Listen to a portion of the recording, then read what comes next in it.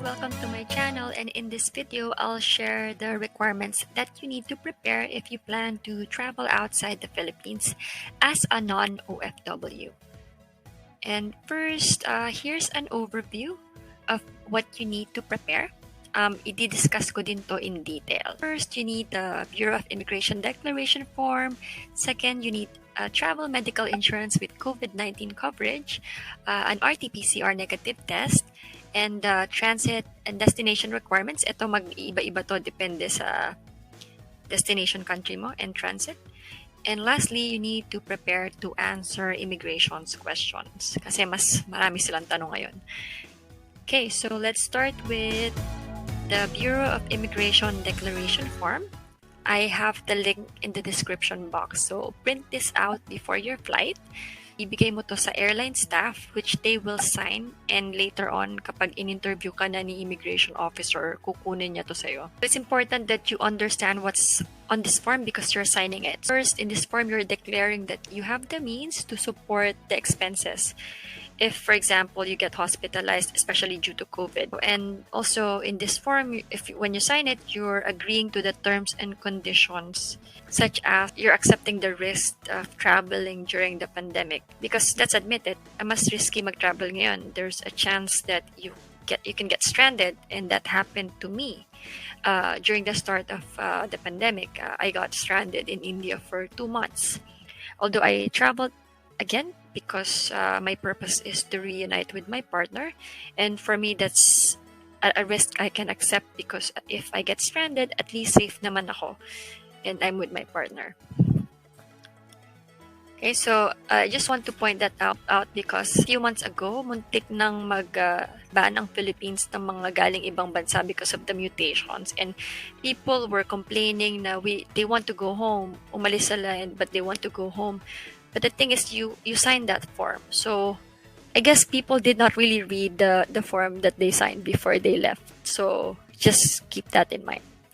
Okay, so anyway, so second is the travel medical insurance with COVID-19 coverage. So in the declaration form, you declared na you have the means. So this is actually one way to print a hard copy of the letter.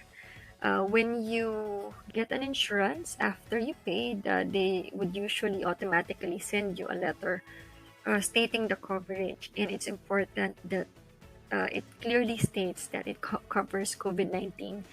Dahil may mga insurance na sabi nila it's covered but it's not clearly stated in the letter, and yun yung importante kasi baka i-check yan ni immigration officer.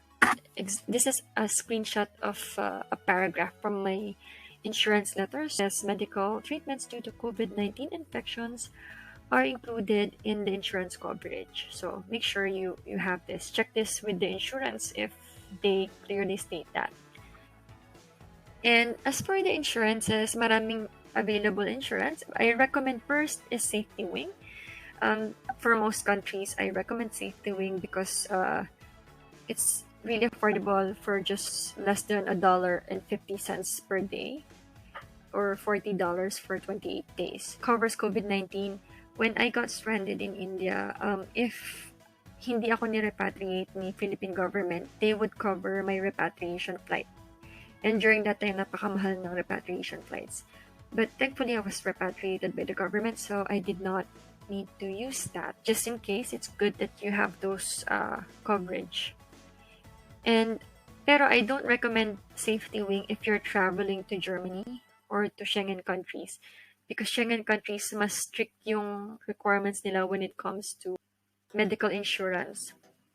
So for Germany, just recently, CBFS, yung agency where you apply for the visa, they no longer accept insurances that are not based in Germany. For example, Safety Wing is an international insurance, but it's not based in Germany. That's why I got another one, which is Pro Visit Visum by Dr. Walter. It's accepted by the German embassy. I also have the link in my description box if you're going to Germany or Schengen countries. If you're going to these countries, most likely may insurance ka na kasi requirement na yun ng visa. So you just need to print it out for your flight. The third one is an RT-PCR test, a negative one, of course. And yung validity depends on your layover and destination country requirement. May countries na they don't require an RT-PCR test, pero I think most countries they require that. So validity is also something you need to check. Okay, so also make sure na you get the test from a licensed testing center. I went to the Lord's Grace Medical Clinic in Pasay because I needed an result na express kasi 48 hours. So travel duration pa lang ng travel ko with layover is almost 24 hours. So 48 hours is too tight. That's why I got express, and that was 5,000 for a result that I got within 6 hours. The fourth requirement is dependent on your layover and destination. Each layover and each destination would have different set of requirements.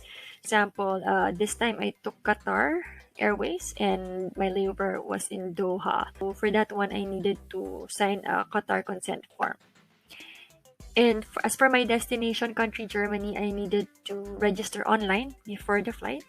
That's for the home quarantine. If you applied for a visa, if you have a visa for this flight, such as yung sa akin, I brought all the requirements I submitted for my visa.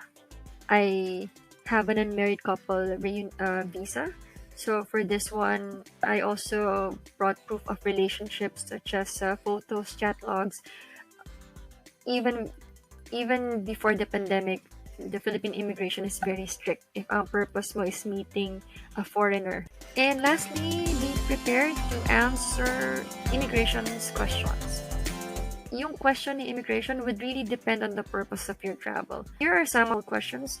In those two instances when I traveled during the pandemic outside the country, I was asked for the purpose of my travel. So of course, yung follow-up questions would depend on your answer. If your answer is to reunite with your partner, expect na yung questions would be about your partner, about your relationship. If your purpose is for tourism, I'm not sure what would be the follow-up questions during the pandemic. Kasi iba yung case ngayon eh. They might ask for your medical insurance, I'd assume. Okay. Also, make sure you have a return ticket. Even before the pandemic, a return ticket is a requirement if you're leaving as a non-OFW.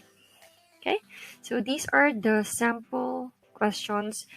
I also listed some more questions in my website, which I also linked in the description box. If you have questions, down in the comment section. And I wish you good luck on your travel and safe travels.